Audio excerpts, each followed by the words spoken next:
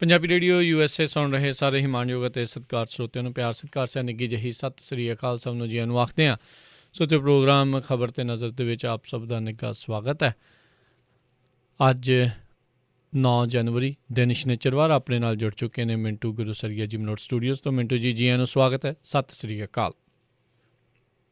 ਸ਼ੁਕਰੀਆ ਜੀ ਸਾਰਿਆਂ ਨੂੰ, ਸਤਿ ਸ੍ਰੀ ਅਕਾਲ ਜੀ। ਸਾਡੇ ਅੱਜ ਦੇ ਪ੍ਰੋਗਰਾਮ ਖਬਰ ਤੇ ਨਜ਼ਰ ਨੂੰ ਸਪਾਂਸਰ ਕਰਦੇ ਨੇ ਖਾਲਸਾ ਇੰਸ਼ੋਰੈਂਸ ਏਜੰਸੀ ਵਾਲੇ, ਜਿਨ੍ਹਾਂ ਦੇ ਕੋਲੋਂ ਤੁਸੀਂ ਹਰ ਇੱਕ ਤਰੀਕੇ ਦੀ ਇੰਸ਼ੋਰੈਂਸ ਕਰਵਾ ਸਕਦੇ ਹੋ। ਇੰਸ਼ੋਰੈਂਸ ਬਾਰੇ ਪਤਾ ਕਰਨ ਲਈ ਕਾਲ ਕਰ ਸਕਦੇ ਹੋ ਨੰਬਰ 408-272-2500। ਇਸ ਮੌਕੇ covered California health insurance, Obama care ਦੀਆਂ ਨਵੀਆਂ ਐਪਲੀਕੇਸ਼ਨਜ਼ ਅਤੇ ਰੀਨਿਊਅਲਸ ਦਾ ਸਮਾਂ ਚੱਲ ਰਿਹਾ ਆ। ਉਸ ਦੇ ਬਾਰੇ ਜਾਣਕਾਰੀ ਲਈ ਇਹਨਾਂ ਦੇ ਨਾਲ ਤੁਸੀਂ ਸੰਪਰਕ ਕਰੋ 4082722500 ਦੇ ਉੱਤੇ। ਇਸ ਦੇ ਨਾਲ Krishan Dhanota Yuba City, Baljinder Singh Nijjar Woodland, Sucha Singh, Jaskaran Singh, Gurpartap Singh Fresno, Paramjit Kaur Rangi Vacaville, GN tyre and lube ਵਾਲੇ, ਜਿਨ੍ਹਾਂ ਦੇ ਕੋਲੋਂ ਤੁਸੀਂ truck wash, oil change, air brake ਦਾ ਕੰਮ ਕਰਵਾ ਸਕਦੇ ਹੋ। ਨਵੇਂ ਪੁਰਾਣੇ ਟਾਇਰ ਵਾਜਿਬ ਕੀਮਤਾਂ 'ਤੇ ਖਰੀਦ ਸਕਦੇ ਹੋ। ਸੈਂਟਾਨੈਲਾ ਮਡੇਰਾ ਦੇ ਵਿੱਚ ਲੋਕੇਸ਼ਨ ਨੇ। ਕਾਲ ਕਰ ਸਕਦੇ ਹੋ Nima Sahota 209-270-0113। West coast truck driving school Fresno ਵਾਲੇ, ਜਿਹੜੇ ਕਿ ਤੁਹਾਨੂੰ ਟਰੱਕ ਦਾ ਲਾਇਸੈਂਸ ਵਧੀਆ ਸਿਖਲਾਈ ਦੇ ਕੇ ਘੱਟ ਸਮੇਂ ਦੇ ਵਿੱਚ ਲੈਣ 'ਚ ਸਹਾਇਤਾ ਕਰਦੇ ਨੇ। ਕਾਲ ਅਜੀਤ ਅਟਵਾਲ 559-374-4541 ਦੇ ਉੱਤੇ। ਨਾਲ ਹੀ Jarnail Singh Lynnwood Washington, Harjit Singh Surinder Kaur Aujla Daly City. ਇਹਨਾਂ ਸਾਰਿਆਂ ਦਾ ਧੰਨਵਾਦ। ਜੇਕਰ ਤੁਸੀਂ ਜਾਂ ਕੋਈ ਹੋਰ ਕਾਰੋਬਾਰ ਇਸ ਪ੍ਰੋਗਰਾਮ ਨੂੰ ਸਪਾਂਸਰ ਕਰਨਾ ਚਾਹੁੰਦੇ ਹੋ, ਸੰਪਰਕ ਕਰ ਸਕਦੇ ਹੋ ਨੰਬਰ 408-722-7698 ਦੇ ਉੱਤੇ। ਮਿੰਟੂ ਜੀ, ਗੱਲਬਾਤ ਦਾ ਸਿਲਸਿਲਾ ਸ਼ੁਰੂ ਕਰਦੇ ਜਾਈਏ ਤਾਂ ਕਿਸਾਨ ਸੰਘਰਸ਼ ਦੇ ਨਾਲ ਅੱਜ ਦੀਆਂ ਕੀ ਜਿਹੜੀਆਂ ਆ ਮੁੱਖ ਅਪਡੇਟਸ ਰਹੀਆਂ? ਜੀ ਅੱਜ ਦੀ ਜੇ ਆਪਾਂ ਦੇਖੀਏ ਕਿਸਾਨ ਸੰਘਰਸ਼ ਨਾਲ ਜੁੜੀ ਸਭ ਤੋਂ ਵੱਡੀ ਚਰਚਾ ਜਿਹੜੀ ਕਹਿ ਸਕਦੇ ਹਾਂ ਉਹ ਇਹੋ ਰਹੀ ਆ ਕਿ ਭਾਰਤੀ ਜਨਤਾ ਪਾਰਟੀ ਕਿਸੇ ਤੀਜੇ ਧਿਰ ਦਾ ਦਖਲ ਜਿਹੜਾ ਹੈ ਉਹ ਜ਼ਰੂਰ ਚਾਹੁੰਦੀ ਹੈ। ਹਾਲਾਂਕਿ ਜਿਹੜੇ ਖੇਤੀ ਮੰਤਰੀ ਨਰਿੰਦਰ ਸਿੰਘ ਤੋਮਰ, ਉਹਨਾਂ ਨੇ ਸਾਫ਼ ਕੀਤਾ ਕਿ ਅਸੀਂ ਕਿਸੇ ਨੂੰ ਸਾਲਸੀ ਬਣਨ ਵਾਸਤੇ ਪ੍ਰਪੋਜ਼ ਨਹੀਂ ਘੱਲਿਆ, ਸੱਦਾ ਨਹੀਂ ਦਿੱਤਾ। ਮਤਲਬ ਆਪਾਂ ਬਾਬਾ ਲੱਖਾ ਸਿੰਘ ਦੇ ਸੰਦਰਭ ਦੇ ਵਿੱਚ ਜੇ ਗੱਲ ਕਰੀਏ ਤਾਂ ਉਹਨਾਂ ਨੇ ਸਾਫ਼ ਕਰ ਦਿੱਤਾ। ਪਰ ਇਹ ਸਭ ਨੂੰ ਪਤਾ ਕਿ ਕੀ ਚੱਲਿਆ, ਬੈਕਡੋਰ ਡਿਪਲੋਮੈਸੀ ਕਿਸ ਤਰ੍ਹਾਂ ਚੱਲ ਰਹੀ ਹੈ। ਔਰ ਇਹਨਾਂ ਦਾ ਇੱਕ ਭਾਰਤੀ ਜਨਤਾ ਪਾਰਟੀ ਦਾ ਆਗੂ ਖੁਦ ਔਨ ਰੈਕਰਡ ਇਹ ਚੀਜ਼ ਮੰਨ ਕੇ ਵੀ ਗਿਆ ਕਿ ਬੈਕਡੋਰ ਡਿਪਲੋਮੈਸੀ ਚੱਲ ਰਹੀ ਹੈ। ਖੈਰ, ਤਾਂ ਦੂਸਰੀ ਚਰਚਾ ਜਿਹੜੀ ਇਸੇ ਮੁਤਲਕ ਸੀ ਉਹ ਇਹ ਸੀ ਕਿ ਅਕਾਲ ਤਖਤ ਦੇ ਜਥੇਦਾਰ ਗਿਆਨੀ ਹਰਪ੍ਰੀਤ ਸਿੰਘ ਜੀ, ਜਿਹੜੇ ਇਸ ਵੇਲੇ ਤੁਹਾਨੂੰ ਪਤਾ ਹੀ ਹੈ ਥੋੜ੍ਹੇ ਸ਼ਾਂਤ ਚੱਲ ਰਹੇ ਨੇ, ਬਹੁਤੇ ਬਿਆਨ ਨਹੀਂ ਉਹਨਾਂ ਦੇ ਆ ਰਹੇ। ਕਿਸਾਨ ਹੱਕ ਦੇ ਵਿੱਚ ਇੱਕ ਦੋ ਬਿਆਨ ਜੇ ਆਪਾਂ ਛੱਡ ਦਈਏ ਤਾਂ ਉਹਨਾਂ ਦੀ ਵੀ ਭੂਮਿਕਾ ਜਿਹੜੀ ਆ ਉਹ ਸਰਗਰਮ ਦੇਖੀ ਜਾ ਸਕਦੀ ਆਉਣ ਵਾਲੇ ਦਿਨਾਂ 'ਚ। ਇਹ ਕੁਝ ਖਬਰਾਂ ਜਾਂ ਕੁਝ ਦਾਅਵੇ ਕਹਿ ਲਓ ਕਿ ਸਾਹਮਣੇ ਆ ਰਹੇ ਆ, ਤਾਂ ਹੁਣ ਦੇਖਦੇ ਆ ਕਿ ਕਿਸ ਤਰ੍ਹਾਂ ਅੱਗੇ ਚੱਲਦਾ। ਵੈਸੇ ਪਰਦੇ ਦੇ ਪਿੱਛੇ ਤਾਂ ਇਹ ਵੀ ਗੱਲਾਂ ਚੱਲ ਰਹੀਆਂ ਨੇ ਕਿ UP ਵਾਇਆ ਹੋ ਕੇ ਇੱਕ ਬਹੁਤ ਵੱਡਾ ਸਿਆਸੀ ਪਰਿਵਾਰ ਆ ਜਿਹੜਾ ਉਹ ਸਾਰਾ ਕੁਝ ਮਤਲਬ ਕਿ ਤਾਣਾ ਬਾਣਾ ਜਿਹੜਾ ਉਹ ਬੁਣ ਰਿਹਾ। ਬਾਕੀ ਪਤਾ ਨਹੀਂ ਇਹ ਅਫਵਾਹਾਂ ਜਦੋਂ ਸੱਚ ਸਾਬਤ ਹੋਣਗੀਆਂ ਤਾਂ ਉਦੋਂ ਕਿਸ ਤਰ੍ਹਾਂ ਦਾ ਰਿਸਪੌਂਸ ਹੋਏਗਾ। ਪਰ ਹਾਲ ਦੀ ਘੜੀ ਜਿੱਦਾਂ ਕਹਿ ਲਈਏ ਕਿ ਇਹੀ ਸਭ ਤੋਂ ਵੱਡੀਆਂ ਚਰਚਾਵਾਂ ਰਹੀਆਂ ਨੇ। ਔਰ ਦੂਜੀ ਗੱਲ ਜਿਹੜੀ ਹੈ, ਆਮ ਆਦਮੀ ਪਾਰਟੀ ਨੇ ਅੱਜ ਪ੍ਰੈਸ ਕਾਨਫਰੰਸ ਕੀਤੀ ਆ। ਉਹਦੇ ਵਿੱਚ ਰਾਘਵ ਚੱਡਾ ਨੇ ਜੰਮ ਕੇ ਕੈਪਟਨ ਅਮਰਿੰਦਰ ਸਿੰਘ ਦੀ ਭੂਮਿਕਾ 'ਤੇ ਨਿਸ਼ਾਨੇ ਕੱਸੇ। ਉਹਨੇ ਆਖਿਆ ਕਿ ਇਹਦੇ ਨਾਲੋਂ ਚੰਗਾ ਆ ਕਿ ਕੈਪਟਨ ਅਮਰਿੰਦਰ ਸਿੰਘ ਖੁਦ ਭਾਰਤੀ ਜਨਤਾ ਪਾਰਟੀ 'ਚ ਸ਼ਾਮਲ ਹੀ ਹੋ ਜਾਵੇ। ਪਰ ਇਸੇ ਦਰਮਿਆਨ ਇੱਕ ਬੜੀ ਵੱਡੀ ਜਿੱਦਾਂ ਕਹਿ ਲਈਏ ਕਿ ਹੈਰਾਨੀਜਨਕ ਆਪਾਂ ਦੇਖ ਸਕਦੇ ਹਾਂ ਕਿ ਡਿਵੈਲਪਮੈਂਟ ਹੋਈ ਆ। ਉਹ ਇਹ ਆ ਕਿ ਕੁੰਡਲੀ ਬਾਰਡਰ ਲਾਗੇ ਪਗੜੀ ਸੰਭਾਲ ਜੱਟਾ ਲਹਿਰ ਦੇ ਨਾਮ ਨਾਲ ਨਵੀਂ ਸਟੇਜ ਸ਼ੁਰੂ ਹੋ ਗਈ ਆ। ਤਾਂ ਗੁਰਬਾਣੀ ਦੇ ਪਾਠ ਉਪਰੰਤ ਇਸ ਨਵੀਂ ਸਟੇਜ ਦੀ ਸ਼ੁਰੂਆਤ ਕਰ ਦਿੱਤੀ ਗਈ ਆ। ਅਤੇ ਜਿਹੜੇ ਸਟੇਜ ਦੇ ਪ੍ਰਬੰਧਕ ਆ ਸਤਨਾਮ ਸਿੰਘ ਬਾਗੜੀਆਂ, ਉਹ ਕਹਿ ਰਹੇ ਆ ਕਿ ਸਟੇਜ ਕਿਸਾਨੀ ਸੰਘਰਸ਼ ਨੂੰ ਹੋਰ ਮਜ਼ਬੂਤ ਕਰਨ ਲਈ ਲਗਾਈ ਗਈ ਹੈ। ਮਜ਼ਬੂਤ ਕਰਨ ਲਈ ਲਗਾਈ ਗਈ ਹੈ ਜਾਂ ਮਜਬੂਰ ਕਰਨ ਲਈ ਲਾਈ ਗਈ ਹੈ, ਇਹ ਤਾਂ ਹੁਣ ਸਮਾਂ ਤੈਅ ਕਰੂਗਾ। ਪਰ ਵਾਕਿਆ ਹੀ ਇਹ ਥੋੜ੍ਹਾ ਹੈਰਾਨੀਜਨਕ ਮੁੱਦਾ ਰਿਹਾ ਹੈ। ਅੱਜ ਦੀਆਂ ਇਹੀ ਮੁੱਖ ਸਰਗਰਮੀਆਂ ਕਿਸਾਨ ਸੰਘਰਸ਼ ਦੇ ਸੰਦਰਭ ਵਿੱਚ ਦੇਖੀਆਂ ਜਾ ਸਕਦੀਆਂ। ਬਾਕੀ ਸਾਡੇ ਵੀ ਇੱਥੇ ਜੇ ਕਹਿ ਲਈਏ ਤਾਂ ਤਿਆਰੇ ਜਿਹੜੇ ਆ, ਇੱਕ ਤਾਂ ਤਿਆਰੀਆਂ ਹੁੰਦੀਆਂ, ਇੱਕ ਤਿਆਰੇ 26 ਜਨਵਰੀ ਵਾਲੇ ਹੋ ਰਹੇ ਆ। ਬਹੁਤ ਸਾਰੀਆਂ ਤਸਵੀਰਾਂ, ਬਹੁਤ ਸਾਰੀਆਂ ਵੀਡੀਓਜ਼ ਹਰਿਆਣਵੀ ਬੀਬੀਆਂ ਦੀਆਂ ਆ ਰਹੀਆਂ ਸੀਗੀਆਂ ਕਿ ਕਿਸ ਤਰ੍ਹਾਂ ਉਹ ਟਰੈਕਟਰ ਚਲਾਉਣਾ ਸਿੱਖ ਰਹੀਆਂ ਨੇ, ਕਿਸ ਤਰ੍ਹਾਂ ਉਹ ਤਿਆਰੀ ਵਿੱਢ ਰਹੀਆਂ ਨੇ। ਤਾਂ ਖੁਦ ਟਰੈਕਟਰ ਚਲਾ ਕੇ ਸਾਡੀ ਵੀ ਇੱਥੋਂ ਪਿੰਡ ਜਸ ਰਾਉਰ ਦੀ ਬੀਬੀ ਜਿਹੜੀ ਆ ਸਰਬਜੀਤ ਕੌਰ, ਉਹ ਰਵਾਨਾ ਹੋਈ ਆ ਦਿੱਲੀ ਨੂੰ। ਸੋ ਦੇਖਦੇ ਹਾਂ ਕਿ ਹੋਰ ਵੀ ਕਿੰਨੀਆਂ ਬੀਬੀਆਂ 26 ਜਨਵਰੀ ਵਾਸਤੇ ਇੱਥੋਂ ਟਰੈਕਟਰ ਨੂੰ ਰੇਸ ਦੇ ਕੇ ਦਿੱਲੀ ਨੂੰ ਕੂਚ ਕਰਦੀਆਂ। ਜੀ ਤੇ ਅਗਲੀ ਜਿਹੜੀ ਮਿੰਟੂ ਜੀ ਗੱਲ ਕਰਦੇ ਜਾਈਏ, ਕਹਿੰਦੇ ਕੀ ਆ ਇਹ ਜਿਹੜਾ GI ਟੈਗ ਦਾ ਪੂਰਾ ਵਿਵਾਦ, ਜਿਸ ਕਰਕੇ ਕਹਿੰਦੇ ਜੀ ਪੰਜਾਬ ਦੇ ਨਾਲ ਹੋਇਆ ਧੱਕਾ। ਹਾਂਜੀ, ਦੇਖੋ ਇਹ ਬਹੁਤ ਜ਼ਿਆਦਾ ਚਰਚਾ ਨਹੀਂ ਹੋਈ ਖਬਰ ਸੋਸ਼ਲ ਮੀਡੀਆ ਤੇ, ਕਿਉਂਕਿ ਅਸਲ ਦੇ ਵਿੱਚ ਗੱਲ ਇਹ ਆ ਕਿ ਕਈ ਚੀਜ਼ਾਂ ਜਿਹੜੀਆਂ ਹੁੰਦੀਆਂ ਨਾ ਉਹ ਪੂਰਨ ਤੌਰ ਤੇ ਸਮਝ ਨਹੀਂ ਆਉਂਦੀਆਂ। ਜਦੋਂ ਸਾਨੂੰ ਸਮਝ ਆਉਂਦੀ ਹੈ ਉਦੋਂ ਤੱਕ ਉਹ ਚੀਜ਼ਾਂ ਖਰਾਬ ਹੋ ਚੁੱਕੀਆਂ ਹੁੰਦੀਆਂ ਬਹੁਤ ਜ਼ਿਆਦਾ। ਆਰਡੀਨੈਂਸ ਵਗੈਰਾ ਜੋ ਇਹ ਚੀਜ਼ਾਂ ਸੀਗੀਆਂ ਉਹ ਬਹੁਤ ਲੰਮੇ ਸਮੇਂ ਤੋਂ ਚੱਲ ਰਹੀਆਂ ਸੀ ਅੰਦਰ ਖਾਤੇ। ਔਰ ਪੰਜਾਬ ਸਰਕਾਰ ਜਿਹੜੀ ਹੈਗੀ ਸੀ ਪਾਵਰ ਕਮੇਟੀ ਜਿਹੜੀ ਉਹਦਾ ਹਿੱਸਾ ਬਣੀ, ਪਰ ਕੈਪਟਨ ਅਮਰਿੰਦਰ ਸਿੰਘ ਨੇ ਕਦੇ ਵੀ ਖੁੱਲ੍ਹੇ ਤੌਰ ਤੇ ਲੋਕਾਂ ਨੂੰ ਨਹੀਂ ਸੀਗਾ ਦੱਸਿਆ ਕਿ ਭਾਈ ਉਹ ਬਣਤ ਬਣਾਈ ਬੈਠੇ ਆ, ਕਿ ਹੁਣ ਆਪਦੀ ਸਫਾਈ ਦਿੰਦੇ ਕਿ ਅਸੀਂ ਉੱਥੇ ਇਤਰਾਜ਼ ਜਤਾਇਆ, ਪਰ ਕੀ ਤੁਸੀਂ ਲੋਕਾਂ ਨੂੰ ਵੇਲੇ ਸਿਰ ਦੱਸਿਆ? ਨਹੀਂ ਦੱਸਿਆ। ਉਹ ਤੇ ਨਰਿੰਦਰ ਮੋਦੀ ਨੇ ਦੱਸਿਆ 4 ਜੂਨ ਨੂੰ ਲਿਆ ਕੇ ਆਰਡੀਨੈਂਸ, ਕਿਆ ਚੱਕੋ ਭਾਈ, ਚੱਕੋ ਪਲੰਦਾ। ਤਾਂ ਖੈਰ ਇਹ ਜਿਹੜਾ GI ਟੈਗ ਦਾ ਹੈ ਇਹਦਾ ਵੀ ਬਹੁਤ ਪੁਰਾਣਾ ਹੈ, ਜੇ ਆਪਾਂ ਦੇਖੀਏ ਤਾਂ ਬਹੁਤ ਪੁਰਾਣਾ ਖੇਡ ਹੈ।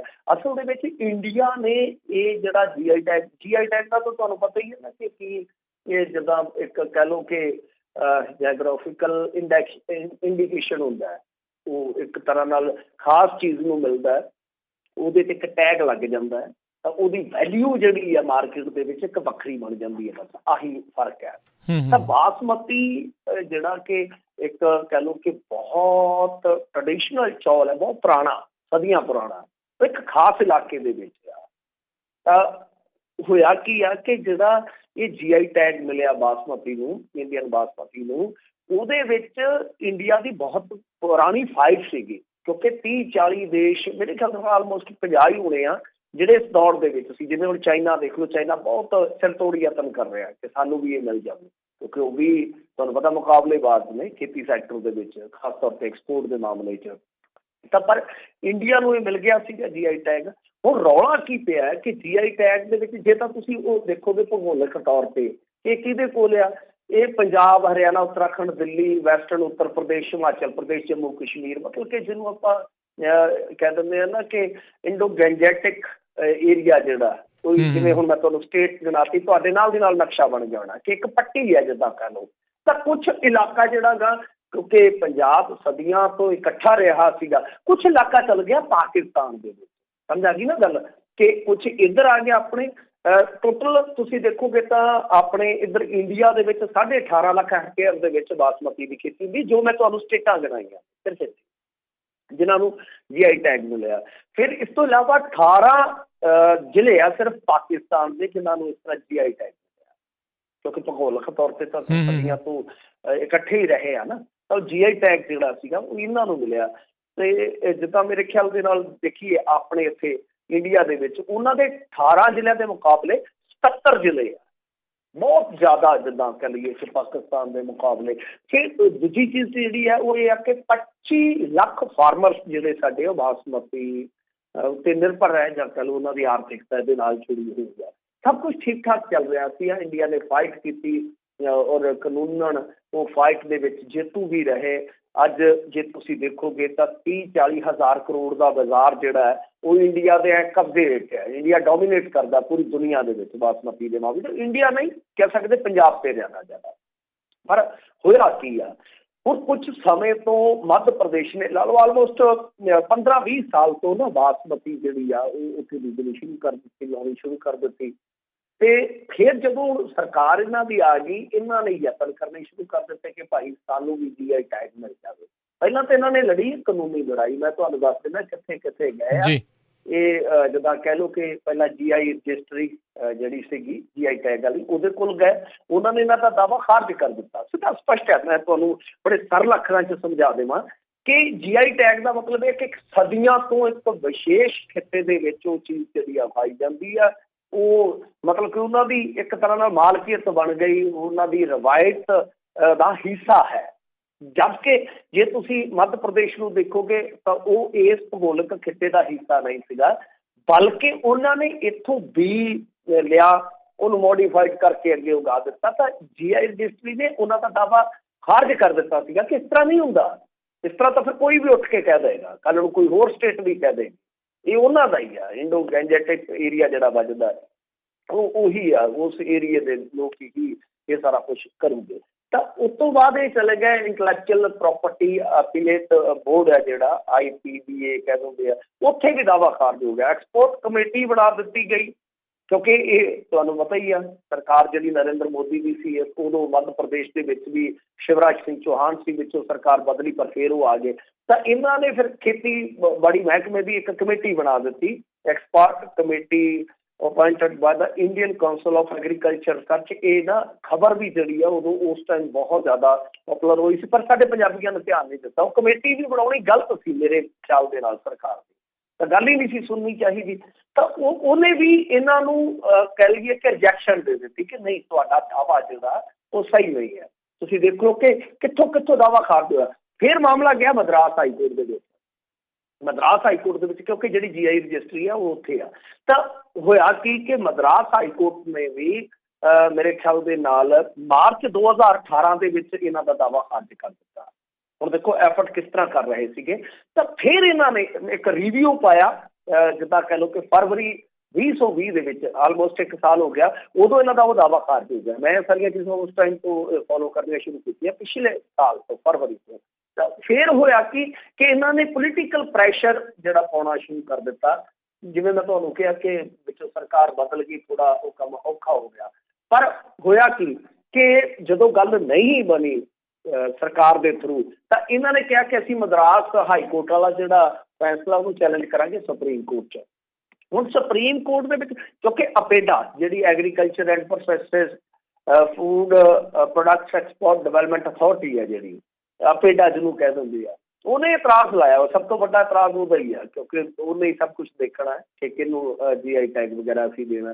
ਤਾਂ ਉਹਨਾਂ ਦਾ ਜਿਹੜਾ ਇਹ ਇਤਰਾਜ਼ ਸੀਗਾ ਉਹਨੂੰ ਹੁਣ ਮੋਦੀ ਸਰਕਾਰ ਨੇ ਵਾਪਸ ਕਰਵਾ ਦਿੱਤਾ। ਸਭ ਤੋਂ ਵੱਡੀ ਬ੍ਰੇਕਿੰਗ ਨਿਊਜ਼ ਇਹ ਆ, ਮਤਲਬ ਤੁਸੀਂ ਦੇਖ ਲਓ ਕਿ ਕਿੱਥੋਂ ਕਿੱਥੋਂ ਦਾਅਵਾ ਹਰ ਗਏ, ਪਰ ਜਿਹੜੀ ਮੇਨ ਅਥਾਰਟੀ ਹੈ ਜਿਹਨੂੰ ਇਤਰਾਜ਼ ਹੈ, ਉਹਨੇ ਹੁਣ ਉਹ ਇਤਰਾਜ਼ ਜਿਹੜਾ ਸੁਪਰੀਮ ਕੋਰਟ 'ਚੋਂ ਪੁੱਠਾ ਲੈ ਲੈਣਾ।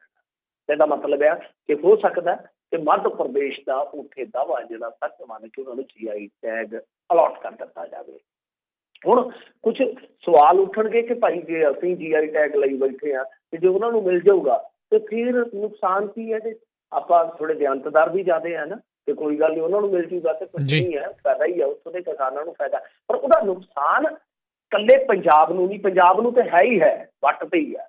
ਉਹ ਤਾਂ ਮੇਰੇ ਖਿਆਲ ਦੇ ਨਾਲ ਨਰਿੰਦਰ ਮੋਦੀ ਉਹਨਾਂ ਨੇ ਕੀਤਾ ਵੀ ਮਿੱਥ ਕੇ ਹੀ ਆ।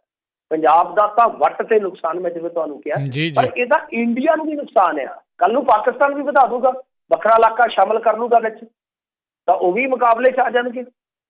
ਕੱਲ ਨੂੰ ਚਾਈਨਾ ਕਹੇਗਾ ਕਿ ਹਾਂ ਭਾਈ ਸਾਡੇ ਕੋਲ ਵੀ GI ਟੈਗ, ਉਹ ਵੀ ਦੇ ਕੇ ਇਸ ਤਰ੍ਹਾਂ ਕਰ ਲੈਣਗੇ, ਆਪਦਾ ਇਲਾਕਾ ਸ਼ਾਮਲ ਕਰ ਲੈਣਗੇ। ਤਾਂ ਜਿਹੜੇ 50 ਦੇਸ਼ ਮੈਂ ਜਿਨ੍ਹਾਂ ਨੂੰ ਦੱਸਿਆ ਕਿ ਉਹ ਇੰਡੀਆ ਦੇ ਨਾਲ ਫਾਈਟ ਦੇ ਵਿੱਚ ਸੀ, ਲੀਗਲ ਫਾਈਟ ਦੇ ਵਿੱਚ ਸੀ, ਕੱਲ ਨੂੰ ਹੋ ਸਕਦਾ ਉਹ ਵੀ ਕਰ। ਤਾਂ ਜਦੋਂ ਬਾਜ਼ਾਰ ਖੁੱਲ ਜਾਏਗਾ, ਕੰਪੀਟੀਟਰ ਜ਼ਿਆਦਾ ਹੋ ਜਾਣਗੇ, ਤਾਂ ਨੁਕਸਾਨ ਕਿਹਨੂੰ ਹੋਇਆ? ਨੁਕਸਾਨ ਹੋਇਆ ਭਾਰਤ ਦੀ ਅਰਥ ਵਿਵਸਥਾ। ਪਰ ਗੱਲ ਇਹ ਆ ਕਿ ਇਸ ਟਾਈਮ ਅਰਥ ਵਿਵਸਥਾ ਦਾ ਅਰਥ ਹੀ ਨਹੀਂ ਪਤਾ। ਜਿਹੜੇ ਲੋਕ ਭਗਤੀ ਦੇ ਵਿੱਚ ਲੀਨ ਹੈ, ਸ਼ਕਤੀ ਪੂਜਾ ਦੀ ਭਗਤੀ ਦੇ ਵਿੱਚ ਲੀਨ ਹੈ। ਸੋ ਇਹ ਇੱਕ ਬਹੁਤ ਵੱਡਾ ਧੱਕਾ ਪੰਜਾਬ ਦੇ ਨਾਲ, ਮੈਂ ਕਹੂੰਗਾ ਕਿ ਹਰਿਆਣੇ ਦੇ ਨਾਲ ਵੀ, ਜਿੰਨੇ ਵੀ ਸਟੇਟ ਮੈਂ ਤੁਹਾਨੂੰ ਕਿਹਾ ਕਿ ਇਹ ਨਹੀਂ ਹੈ ਕੋਈ ਪੋਲੀਟੀਕਲ ਇਸ਼ੂ ਹੈ। ਇਹ ਜੇ ਤੁਸੀਂ ਦੇਖੋਗੇ ਤਾਂ ਸਦੀਆਂ ਦਾ ਇੱਕ ਟ੍ਰੈਡੀਸ਼ਨਲ, ਇੱਕ ਮਾਲਕਾਨਾ ਹੱਕ ਕਿਹਾ ਜਾ ਸਕਦਾ ਕਿਸੇ ਖਿੱਤੇ ਦਾ, ਔਰ ਉਹਦੇ ਵਿੱਚ ਪਾਕਿਸਤਾਨ ਵੀ ਆ। ਪਰ ਇਹਨਾਂ ਨੇ ਜੋ ਕੀਤੀ ਆ, ਮੇਰੇ ਖਿਆਲ ਦੇ ਨਾਲ ਗੈਰ ਇਖਲਾਕੀ ਨਹੀਂ, ਗੈਰ ਸੰਵਿਧਾਨਕ ਵੀ ਆ। ਜੀ ਬਿਲਕੁਲ। ਅਗਲੀ ਜੇ ਗੱਲ ਕਰਦੇ ਜਾਈਏ, ਸਿੱਖ ਯੂਥ ਆਫ ਪੰਜਾਬ ਵਾਲਿਆਂ ਨੇ ਕੈਪਟਨ ਝੂਠਾ ਦੱਸਿਆ। ਹਾਂਜੀ, ਦੇਖੋ ਇਹ ਜਿਹੜੇ ਹੈਗੇ ਆ ਸਿੱਖ ਯੂਥ ਆਫ ਪੰਜਾਬ ਵਾਲੇ ਆ ਜਿਹੜੇ, ਇਹ ਉਹੀ ਨੇ ਉਹ ਜਿਨ੍ਹਾਂ ਨੇ ਕਿਸ਼ਨ ਸੂਦ ਦੇ ਘਰ ਦੇ ਅੱਗੇ ਕੁਛ ਸੁੱਟਿਆ ਸੀ। ਉਹ ਕੀ ਸੁੱਟਿਆ ਸੀ ਤਾਂ ਮੈਂ ਤਾਂ ਉਹ ਟਰਾਲੀ ਦੇ ਵਿੱਚ ਸੀ ਕੁਛ ਐਸਾ ਪਦਾਰਥ ਜਿਹਨੂੰ ਅਕਸਰ ਅਖਬਾਰਾਂ ਦੇ ਵਿੱਚ ਬਹੁਤ ਸੁਰਖੀਆਂ ਮਿਲਦੀਆਂ ਨੇ। ਗੋਹਾ ਸੀਗਾ, ਅਸੀਂ ਪੰਜਾਬੀ ਗੋਹਾ ਕਹਿ ਦਿੰਦੇ ਹਾਂ, ਕਈ ਬਾਹਲੇ ਹੀ ਜ਼ਿਆਦਾ ਤਗੜੇ ਪੰਜਾਬੀ ਨੂੰ ਪੋਸ ਵੀ ਕਹਿ ਦਿੰਦੇ। ਖੈਰ ਉਹ ਜਦੋਂ ਸੁੱਟਿਆ ਸੀਗਾ, ਉਸ ਤੋਂ ਬਾਅਦ ਤੁਹਾਨੂੰ ਯਾਦ ਹੋਣਾ ਮੈਂ ਵੀ ਦੱਸਿਆ ਸੀ ਕੋਟ ਕਰਕੇ ਕੈਪਟਨ ਸਾਹਿਬ ਦੇ ਬਿਆਨ ਨੂੰ, ਕਿ ਕੈਪਟਨ ਸਾਹਿਬ ਨੇ ਆਖਿਆ ਕਿ ਨਹੀਂ 370 ਧਾਰਾ ਤੇ ਅਸੀਂ ਹਟਾ ਲਈ ਆ, ਪਰ ਜਿਹੜੇ ਉਹ ਬੰਦੇ ਸੀਗੇ, ਉਹ ਮੁੰਡੇ ਸੀਗੇ, ਉਹ ਦਲ ਖਾਲਸਾ ਵਾਲੇ ਸੀ। ਯਾਦ ਹੈ ਨਾ ਤੁਹਾਨੂੰ? ਇਹ ਆਪਾਂ ਸ਼ਾਇਦ ਪਰਸੋਂ ਜਾਂ ਪਰਸੋਂ ਚੌਥ ਗੱਲ ਕੀਤੀ ਸੀ। ਤਾਂ ਹੁਣ ਜਿਹੜੇ ਉਹ ਸਿੱਖ ਯੂਥ ਪੰਜਾਬ ਵਾਲੇ ਮੁੰਡੇ ਆ, ਨੌਜਵਾਨ ਆ, ਗੁਰਸਿੱਖ ਨੌਜਵਾਨ ਆ ਜ਼ਿਆਦਾਤਰ ਉਹਨਾਂ ਦੇ ਗਰੁੱਪ ਦੇ ਵਿੱਚ, ਉਹਨਾਂ ਨੇ ਬਾਕਾਇਦਾ ਪ੍ਰੈਸ ਕਾਨਫਰੰਸ ਕੀਤੀ ਆ। ਤਾਂ ਮਤਲਬ ਕਿ ਉਹਨਾਂ ਨੇ ਇਸ ਚੀਜ਼ ਨੂੰ ਝੂਠ ਕਰਾਰ ਦਿੱਤਾ ਹੈ। ਬਿਲਕੁਲ ਕੈਪਟਨ ਅਮਰਿੰਦਰ ਸਿੰਘ ਨੂੰ ਕਿਹਾ ਕਿ ਇਹ ਅਧੂਰੀ ਜਾਣਕਾਰੀ ਤੇ ਆਧਾਰਿਤ ਟਿੱਪਣੀ ਹੈ। ਅਧੂਰੀ ਜਾਣਕਾਰੀ ਵੈਸੇ ਹੀ ਕਹਿੰਦੇ ਕਿ ਬੜੀ ਖਤਰਨਾਕ ਹੁੰਦੀ ਹੈ, ਤਾਂ ਕੈਪਟਨ ਅਮਰਿੰਦਰ ਸਿੰਘ ਤੇ ਅੱਜ ਕਈ ਮਾਮਲਿਆਂ ਦੇ ਵਿੱਚ ਹੀ ਦੇਖੀਏ ਤਾਂ ਅਧੂਰੀ ਜਾਣਕਾਰੀ ਦੇ ਪੱਖੋਂ ਨਜ਼ਰ ਆਉਂਦੇ ਆ। ਤਾਂ ਇਹਨਾਂ ਨੇ ਬਕਾਇਦਾ ਪ੍ਰੈਸ ਕਾਨਫਰੰਸ ਕੀਤੀ ਆ ਤੇ ਨਾਲ ਹੀ ਉਹਨਾਂ ਨੂੰ ਕਿਹਾ ਕਿ ਦੇਖੋ ਜੀ, ਆਪਣੀ ਜਾਣਕਾਰੀ ਜਿਹੜੀ ਆ ਉਹ ਦਰੁਸਤ ਕਰੋ, ਸਾਡੀ ਆਪਣੀ ਸੰਸਥਾ ਹੈ। ਤੇ ਬਾਕੀ ਜਿਹੜੀ ਗੱਲ ਮੈਂ ਉਦੋਂ ਵੀ ਕਹੀ ਸੀਗੀ ਕਿ ਜੇ ਮੰਨ ਲਓ ਕੋਈ ਦਲ ਖਾਲਸਾ ਦੇ ਨਾਲ ਤਾਲੁਕ ਰੱਖਦਾ ਹੈ, ਵੈਸੇ ਤੇ ਦਲ ਖਾਲਸਾ ਕਿਵੇਂ ਬਣਿਆ ਸਭ ਨੂੰ ਪਤਾ, ਕਿਤੇ ਕਿਤਾਬਾਂ ਫੋਲ ਕੇ ਦੇਖਿਆ ਜਾ ਸਕਦਾ ਹੈ। ਚਲੋ ਅੱਜ ਉਹ ਕੰਮ ਕਰ ਕਿਸ ਤਰ੍ਹਾਂ ਕਰਦੇ, ਅੱਜ ਉਹਨਾਂ ਦੇ ਉਹਦੇ ਬਾਰੇ ਕਿਸ ਤਰ੍ਹਾਂ ਦੀ ਵੱਖਰੀ ਗੱਲ ਆ। ਜੇ ਮੰਨ ਲਓ ਕੋਈ ਦਲ ਖਾਲਸਾ ਵਾਲਾ ਹੈ ਵੀ ਆ ਤਾਂ ਕੀ ਉਹ ਕਿਸਾਨ ਨਹੀਂ ਹੋ ਸਕਦਾ? ਸਭ ਤੋਂ ਵੱਡਾ ਸਵਾਲ ਤੇ ਪੰਜਾਬ ਦੇ ਵਿੱਚ ਇਹ ਕਰਨਾ ਚਾਹੀਦਾ ਮੁੱਖ ਮੰਤਰੀ, ਜੇ ਤੁਹਾਡਾ ਸਾਂਝੂ ਸਿਮਰਨਜੀਤ ਸਿੰਘ ਮਾਨ ਖਾਲਿਸਤਾਨ ਦੇ ਮੁੱਦੇ ਤੇ ਇਲੈਕਸ਼ਨ ਲੜ ਸਕਦਾ ਵਾ, ਉਹ ਖੇਤੀਬਾੜੀ ਕਰ ਸਕਦਾ, ਉਹਨਾਂ ਕੋਲ ਜ਼ਮੀਨ ਵੀ ਕਾਫੀ ਹੈ, ਕਿਲ੍ਹਾ ਹਰਨਾਮ ਸਿੰਘ ਸਾਹਿਬ ਆਪਾਂ ਜਾਣਦੇ ਹੀ ਹਾਂ, ਤਾਂ ਫਿਰ ਦੂਸਰੇ ਨੂੰ ਕੀ ਹੈ? ਦਲ ਖਾਲਸਾ ਹੋਵੇ ਚਾਹੇ ਕੋਈ ਹੋਰ ਹੋਵੇ, ਇਹ ਕਿਉਂ ਧਾਰਨਾਵਾਂ ਘੜੀਆਂ ਜਾ ਰਹੀਆਂ? ਹੁਣ ਤੁਸੀਂ ਇੱਕ ਗੱਲ ਨੋਟ ਕਰੋ ਇਸ ਸਾਰੇ ਐਪੀਸੋਡ ਦੇ ਵਿੱਚ, ਜਦ ਉਹ ਮੁੰਡੇ ਉੱਥੇ ਘੇਰੇ ਗਏ ਸੀ, ਚਲੋ ਠੀਕ ਹੈ, ਆਪਾਂ ਉਹਨਾਂ ਦੀ ਇਸ ਕਾਰਵਾਈ ਨੂੰ ਕਿਹਾ ਸੀਗਾ ਕਿ ਗਲਤ ਹੈ, ਭਾਈ ਇੱਦਾਂ ਦੀ ਕਾਰਵਾਈ ਨਹੀਂ ਹੋਣੀ ਚਾਹੀਦੀ, ਕਿਉਂਕਿ ਜਥੇਬੰਦੀਆਂ ਦਾ ਜਿਹੜਾ ਪ੍ਰੋਗਰਾਮ ਐਲਾਨਿਆ ਹੋਇਆ ਉਹਦਾ ਹਿੱਸਾ ਨਹੀਂ। ਆਲੋਚਨਾ ਵੀ ਕੀਤੀ ਲੋਕਾਂ ਨੇ, ਮੁੰਡਿਆਂ ਦੇ ਕੰਮ ਨੂੰ ਇਹ ਨਹੀਂ ਹੈ ਕਿ ਕਿਸੇ ਨੇ ਬਹੁਤ ਜ਼ਿਆਦਾ ਗਲੋਰੀਫਾਈਡ ਕੀਤਾ ਹੋਵੇ ਕਿ ਬਹੁਤ ਮਾਰਕਾ ਮਾਰਿਆ। ਚਲੋ ਉਹਨਾਂ ਦੇ ਪ੍ਰੋਟੈਸਟ ਦਾ ਹਿੱਸਾ ਹੈ, ਹੋ ਸਕਦਾ ਉਹਨਾਂ ਨੇ ਇੰਡੀਵਿਜੂਅਲੀ ਫੈਸਲਾ ਲਿਆ ਹੋਵੇ ਆਪਣੇ ਤੌਰ ਤੇ। ਪਰ ਗੱਲ ਕੀ ਹੋਈ ਕਿ ਜਦ ਉਹਨਾਂ ਨੂੰ ਘੇਰਿਆ ਗਿਆ ਤਾਂ ਬਹੁਤ ਸਾਰੇ ਲੋਕ ਜਿਹੜੇ ਕ੍ਰਿਸ਼ਨ ਸੂਦ ਜੀ ਦੇ ਸਮਰਥਕ ਸੀ, ਉਹਨਾਂ ਨੇ ਕਿਹਾ ਖਾਲਿਸਤਾਨੀ ਖਾਲਿਸਤਾਨੀ ਹੈ, ਚੀਖ ਚੀਖ ਕੇ ਕਹਿ ਰਹੇ ਸੀ। ਮਤਲਬ ਕਿ ਉਸ ਵੀਡੀਓ ਨੂੰ ਜੇ ਤੁਸੀਂ ਗੌਰ ਨਾਲ ਦੇਖੋ ਤਾਂ ਗੱਲ ਰਿਪੀਟ ਹੁੰਦੀ ਨਜ਼ਰ ਆਉਂਦੀ ਹੈ। ਹੁਣ ਤੁਸੀਂ ਸਮਾਨਤਾ ਦੇਖੋ, ਸਮਾਨਤਾ ਦੇਖੋ ਕਿ ਬੜੀ ਚਲਾਕੀ ਦੇ ਨਾਲ ਇਹਨਾਂ ਨੂੰ ਜੋੜਿਆ ਜਾ ਰਿਹਾ ਦਲ ਖਾਲਸਾ ਦੇ ਨਾਲ, ਤਾਂ ਫਿਰ ਸਮਾਨਤਾ ਕੀ ਹੋਈ? ਮਤਲਬ ਕਿ ਉਹ ਖਾਲਿਸਤਾਨੀ ਕਹਿ ਰਹੇ ਆ, ਦਲ ਖਾਲਸਾ ਵਾਲੇ ਕਹਿ ਰਹੇ, ਜਦ ਕਿ ਉਹ ਮੁੰਡੇ ਕਹਿ ਰਹੇ ਆ ਕਿ ਭਾਈ ਸਾਡੀ ਆਪਣੀ ਸੰਸਥਾ, ਅਸੀਂ ਤੇ ਇਹਦੇ ਬਿਆਨ ਦੇ ਵਿਰੋਧ ਦੇ ਵਿੱਚ ਇਹ ਕਾਰਵਾਈ ਨੂੰ ਅੰਜਾਮ ਦਿੱਤਾ। ਸੋ ਫਿਰ ਕਿਉਂ ਨਾ ਕੈਪਟਨ ਅਮਰਿੰਦਰ ਸਿੰਘ ਇਹ ਸਫਾਈ ਦਿੰਦੇ ਦੂਜੇ ਦਿਨ ਕਿ ਨਹੀਂ ਜੀ ਮੇਰੇ ਤੇ ਦੋਸ਼ ਨਾ ਲਾਓ ਜੀ, ਫਲਾਣ ਟਮਕਾ, ਜਦ ਤੁਸੀਂ ਗੱਲਾਂ ਹੀ ਉਸ ਲਾਈਨ ਦੀਆਂ ਕਰਦੇ ਹੋ ਜੋ ਭਾਰਤੀ ਜਨਤਾ ਪਾਰਟੀ ਟੋਹ ਕਰਦੀ ਆ, ਉਹੀ ਚੀਜ਼ਾਂ ਤੁਸੀਂ ਜਦ ਟੋਹ ਕਰਦੇ ਹੋ ਤਾਂ ਫਿਰ ਸ਼ੱਕ ਵੀ ਤੁਹਾਡੇ ਤੇ ਜਾਏਗਾ ਹੀ ਜਾਏਗਾ। ਜੀ ਜੀ ਬਿਲਕੁਲ। ਅਗਲੀ ਜਿਹੜੀ ਮਿੰਟੂ 'ਚ ਗੱਲ ਕਰੀਏ, ਭਾਜਪਾ ਆਗੂ ਨੇ ਮੋਦੀ ਦੀ ਤੁਲਨਾ ਗੁਰੂ ਦੇ ਨਾਲ ਕੀਤੀ, ਵਿਵਾਦ ਹੋ ਗਿਆ, ਇਹ ਹਟਦੇ ਨਹੀਂ ਇਹ ਕੰਮ ਕਰਨ। ਨਹੀਂ, ਇਹ ਤਾਂ ਬਹੁਤ ਗਲਤ ਗੱਲਾਂ ਨੇ। ਦੇਖੋ ਅਸੀਂ, ਮੇਰਾ ਤਾਂ ਖੁੱਲ੍ਹ-ਦਿਲੀ ਨਾਲ ਇਹੀ ਕਹਿਣਾ ਹੁੰਦਾ ਕਿ ਕੋਈ ਗੱਲ ਨਹੀਂ ਭਾਈ, ਜੇ ਤੁਸੀਂ ਨਹੀਂ ਖੜਨਾ ਕਿਸਾਨ ਦੇ ਨਾਲ, ਕੋਈ ਗੱਲ ਨਹੀਂ ਯਾਰ, ਤੁਹਾਡੀ ਮਰਜ਼ੀ ਆ, ਇਹ ਤਾਂ ਤੁਹਾਡਾ ਜ਼ਮੀਰ ਫੈਸਲਾ ਕਰਦਾ ਕਿ ਤੁਸੀਂ ਕਿਹਦੇ ਨਾਲ ਖੜਨਾ। ਬਹੁਤ ਸਾਰੇ ਫੌਜੀ ਜਿਹੜੇ ਆ ਵੇਖ ਲਓ, ਨੌਕਰੀਆਂ ਛੱਡ ਕੇ ਆ ਕੇ ਖਲੋ ਗਏ ਨਾਲ, ਉਹਨਾਂ ਦਾ ਜ਼ਮੀਰ ਹੈ, ਉਹਨਾਂ ਦੀ ਸੋਚ ਆ, ਉਹਨਾਂ ਦਾ ਆਪਣਾ ਕਹਿ ਲਓ ਕਿ ਅਖਤਿਆਰ ਆ, ਅਧਿਕਾਰ ਆ, ਕਿਤੇ ਵੀ ਤੁਸੀਂ ਖੜ ਸਕਦੇ ਹੋ। ਨਹੀਂ ਖੜਨਾ ਤਾਂ ਮੈਂ ਭਾਰਤੀ ਜਨਤਾ ਪਾਰਟੀ ਵਾਲਿਆਂ ਨਾਲ ਜੀ ਤਾਂ ਗਿਲਾ ਇਸ ਗੱਲ ਦਾ ਹੀ ਕਰਦਾ ਵਾਂ ਕਿ ਇੱਕ ਤਾਂ ਪ੍ਰਮੋਟ ਕਰਨਾ ਛੱਡਣਾ ਚਾਹੀਦਾ, ਸਾਊ ਬਿਆਨ ਦੇਣੇ ਛੱਡਣੇ ਚਾਹੀਦੇ, ਭੇੜ ਵਾਲਾ ਜਿਹੜਾ ਪਾਸਾ ਉਹ ਨਹੀਂ ਸੁੱਟਣਾ ਚਾਹੀਦਾ। ਬਲਕਿ ਆਹ ਜਿਹੜੀਆਂ ਗੱਲਾਂ ਇਹ ਤੇ ਜੱਗੋਂ ਤੇਰਵੀਆਂ ਗੱਲਾਂ ਨੇ ਤੁਹਾਡੀਆਂ। ਹੁਣ ਇਹਨਾਂ ਦਾ ਹੈਗਾ ਬਠਿੰਡੇ ਤੋਂ ਇੱਕ ਆਗੂ ਰਾਮਪੁਰਾ, ਉਹਨੇ ਦੱਸਦੇ ਆ ਕਿ ਇੱਕ ਟੈਲੀਵਿਜ਼ਨ ਡਿਬੇਟ ਦੇ ਦੌਰਾਨ ਗੁਰੂ ਸਾਹਿਬ ਦੇ ਨਾਲ ਤੁਲਨਾ ਕਰ ਦਿੱਤੀ ਮੋਦੀ। ਇਹ ਵੇਖੋ ਕਰਨ ਵਾਲੀ ਗੱਲ ਆ, ਮੇਰੇ ਖਿਆਲ ਦੇ ਨਾਲ 10ਮ ਗੁਰੂ ਦੇ ਨਾਲ ਕੀਤੀ ਹੈ ਤੁਲਨਾ ਉਹਨਾਂ ਨੇ।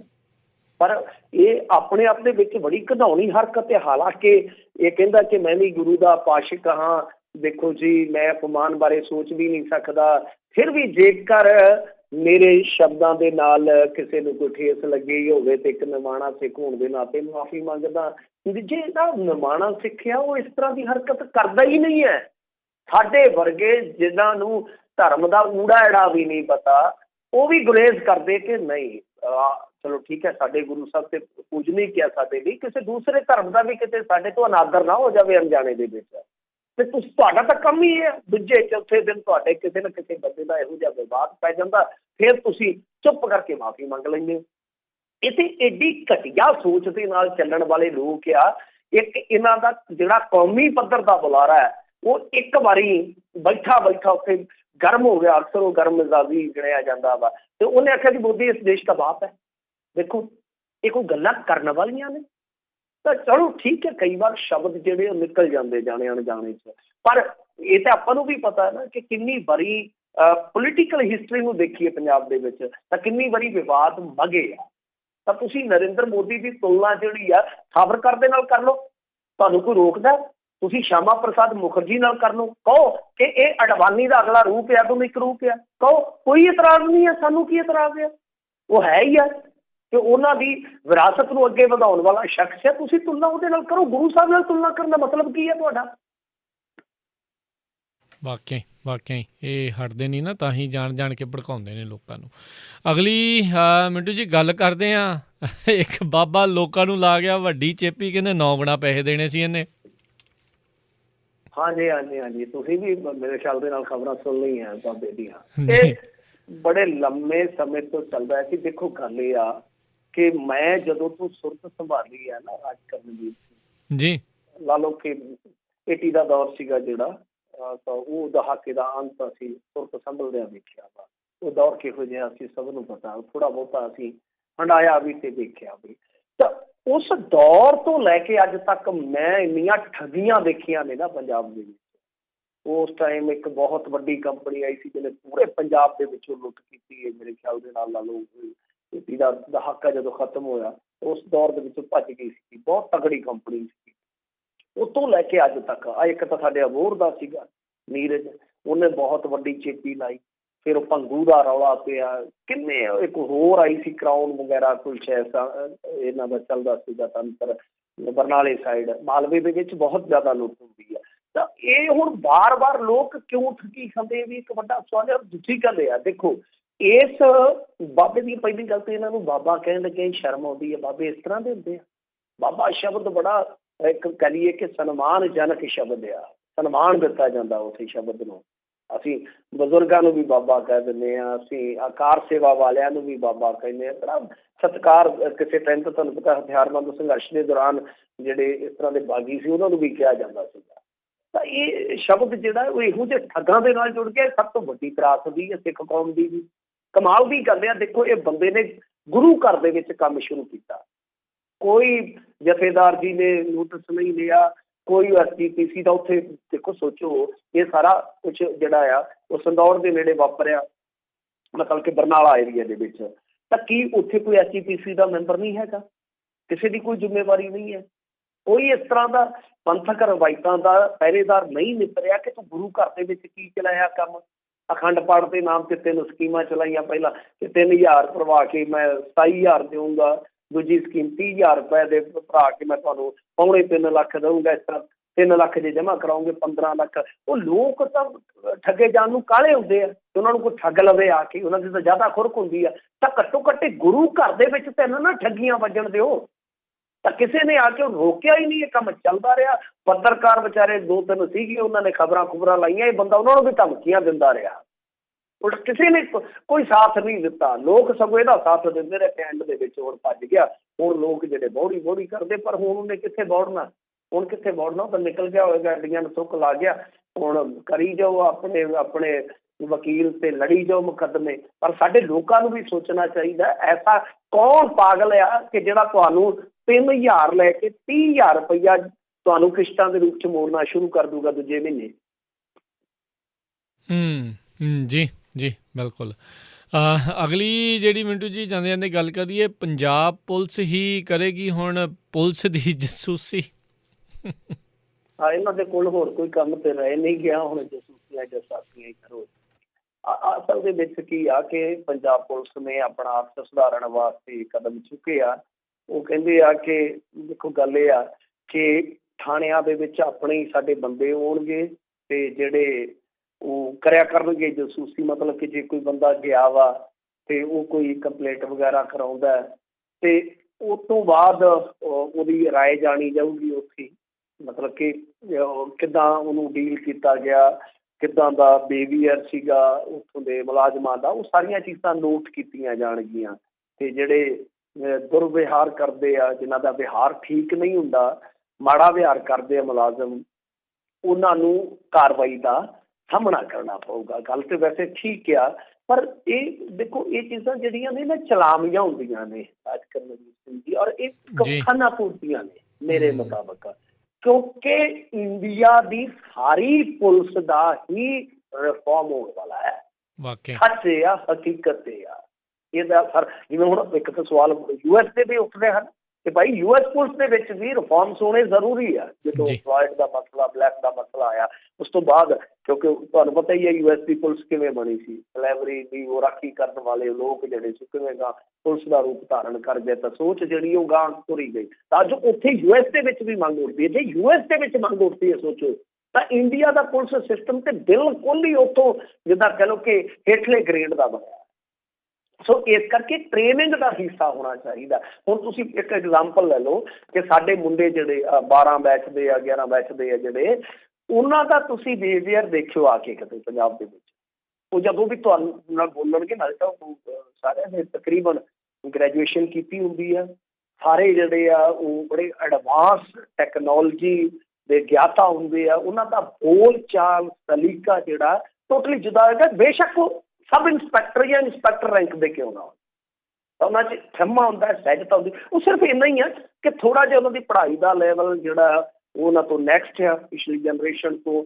ਇਸ ਤੋਂ ਇਲਾਵਾ ਜਾਂ ਸੂਚਨਾ ਟੈਕਨੋਲੋਜੀ ਦਾ ਯੁੱਗ ਜਿਹਦੇ 'ਚ ਬਹੁਤ ਵਿਆਪਕ ਇੱਕ ਕਹਿ ਲਈਏ ਸੰਚਾਰ ਹੁੰਦਾ, ਸੰਵਾਦ ਹੁੰਦਾ, ਤਾਂ ਮਤਲਬ ਕਿ ਥੋੜ੍ਹੀ ਜਿਹੀ ਇੱਕ ਜਿਹੜੀ ਟੈਕਨੋਲੋਜੀ ਦੀ ਤਬਦੀਲੀ ਆਈ ਉਹਨੇ ਹੀ ਬਹੁਤ ਕੁਛ ਬਦਲਿਆ। ਤੇ ਜੇ ਰਿਫਾਰਮਸ ਅੱਜ ਵੱਡੇ ਪੱਧਰ ਤੇ ਹੇਠਲੇ ਲੈਵਲ ਤੋਂ ਸ਼ੁਰੂ ਕਰ ਦਿੱਤੇ ਜਾਣ ਤਾਂ ਬਹੁਤ ਕੁਛ ਤਾਂ ਬਦਲੇਗਾ। ਇਹ ਬਾਕੀ ਜਿਹੜੀਆਂ ਗੱਲਾਂ ਨੇ ਨਾ, ਇਹ ਤੇ ਜਿੱਦਾਂ ਕਹਿ ਲਓ ਕਿ ਉਹ ਟਿਊਬ ਹੈ, ਜਿੱਥੇ ਇੱਕ ਪੈਂਚਰ ਲਾਓਗੇ ਤਾਂ ਦੂਜੀ ਥਾਂ ਤੋਂ ਹਵਾ ਨਿਕਲ ਜਾਣੀ ਹੈ, ਦੂਜੀ ਤੇ ਲਾਓਗੇ ਤੀਜੀ ਥਾਂ ਤੋਂ ਨਿਕਲ ਜਾਣੀ ਹੈ। ਇਹਦੇ ਨਾਲੋਂ ਤਾਂ ਚੰਗਾ ਕਿ ਟਿਊਬ ਹੀ ਬਦਲੇ।